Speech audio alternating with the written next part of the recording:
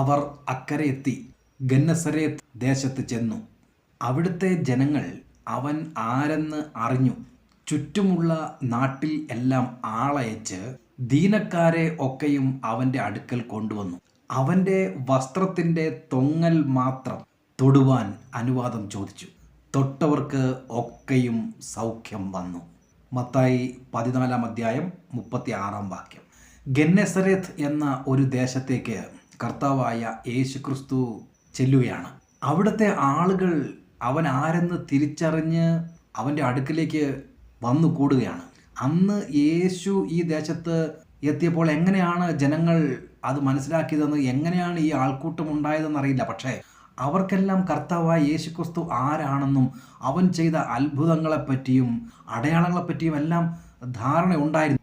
അവർ ദീനക്കാരെ എല്ലാം അവൻ്റെ അടുക്കൽ കൊണ്ടുവരികയാണ്. അപ്പോൾ കർത്താവായ യേശുക്രിസ്തു തൊട്ടാൽ രോഗങ്ങൾക്ക് സൗഖ്യം വരും എന്നുള്ള കാര്യം ആ നാട്ടിലെ ജനങ്ങൾക്ക് ബോധ്യമുണ്ടായിരുന്നു. അവർ ഏത് വിധത്തിലുള്ള ദീനം പിടിപെട്ടവരാണെങ്കിലും അവരെല്ലാം കൂട്ടിക്കൊണ്ട് വരികയാണ് ഈ ജനങ്ങൾ. അതുമാത്രമല്ല, അവർ കർത്താവായ യേശുക്രിസ്തുവിനോട് അനുവാദം ചോദിക്കുകയാണ്. നിന്റെ വസ്ത്രത്തിൻ്റെ തൊങ്കൽ എങ്കിലും ഞങ്ങളൊന്ന് തൊട്ടോട്ടെ. അവർ അത്രയധികം കർത്താവായ യേശുക്രിസ്തുവിനെ വിശ്വസിക്കുകയാണ്. അവൻ്റെ ഒരു വാക്ക് മതി, അവൻ്റെ ഒരു സ്പർശം മതി.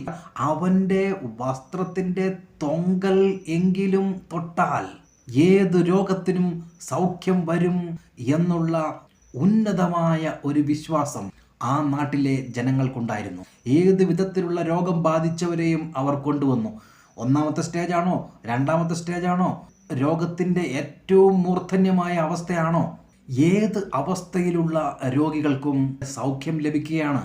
തൊട്ടവർക്ക് ഒക്കെയും സൗഖ്യം വന്നു എന്ന് അവിടെ രേഖപ്പെടുത്തിയിരിക്കുന്നു. പ്രിയരെ, തൊട്ടവർക്ക് ഒക്കെയും, ഒരു ആളെപ്പോലും മാറ്റി നിർത്തിയിട്ടില്ല. രോഗത്തിൻ്റെ ഏത് അവസ്ഥയിലുള്ള ആൾ, അതേത് ഭാഷക്കാരൻ, എത്ര വിദ്യാഭ്യാസമുള്ളവൻ എന്നൊന്നും ഒരു വേർതിരിവുമില്ല. കർത്താവായ യേശുക്രിസ്തുവിനെ അറിഞ്ഞ് അവൻ ദൈവപുത്രൻ എന്ന് മനസ്സിലാക്കി വിശ്വാസത്തോടെ അവൻ്റെ അടുക്കൽ വരുന്നവൻ രോഗസൗഖ്യം അടയുന്നു. നമ്മുടെ ജീവിതത്തിലും കർത്താവായ യേശുക്രിസ്തുവിനെ നമുക്ക് വിശ്വസിക്കാം. നമ്മുടെ ആവശ്യം വലുതോ ചെറുതോ എന്തുമായിക്കൊള്ളട്ടെ, കർത്താവായ യേശുക്രിസ്തുവിൻ്റെ പക്കൽ അതിന് ഒരു ഉത്തരമുണ്ട്. അവൻ നമ്മുടെ ജീവിതത്തെ അനുഗ്രഹിക്കും, നമ്മുടെ ജീവിതത്തിന് വിജയം നൽകും.